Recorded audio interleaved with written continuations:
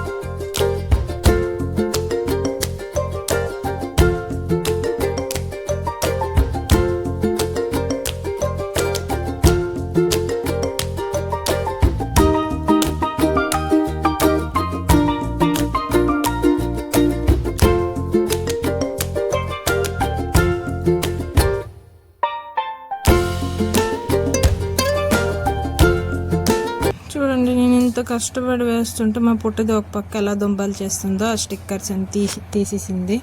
అట్టలు చూడండి విప్పేసింది. నాకు మరి వచ్చే కోపంకైతే కసురుకున్నాను అని తీసుకున్నాను. అందుకే ఉడికిపోయింది, అలిగిపోయింది. చెప్పింది విందు ఒక్క మాట కూడా. అలిగిపోయి చూడండి సైలెంట్ కూర్చుంది. మరి చేసేది ఏం లేక చూసి అట్లయితేనైతే ఆడుకుంటుంది.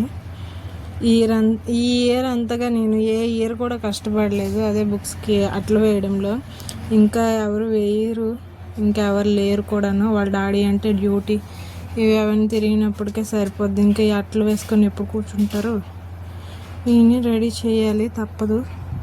గ్యాప్ ఇచ్చి కింద మీద పడి అటు ఇటు తిరిగి అయితే వేస్తున్నాను. అంటే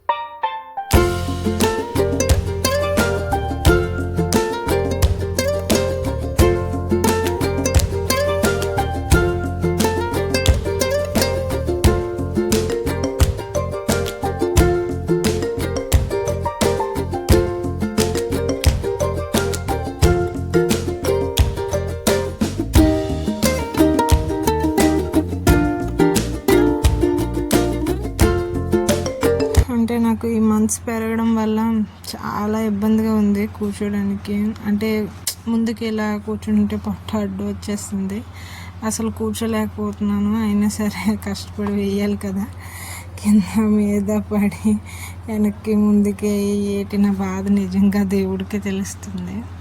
మెల్లిగా అయితే అలాగా ఆడుకుంటూ నా కూతురుతో ఇద్దరు ఆడుకుంటూ మధ్య మధ్యలో చిన్న చిన్న బ్రేక్స్, వాటర్, స్నాక్స్ ఇలా తినుకుంటూ అయితే పని చేశాను. ఎలాగో అట్లయితే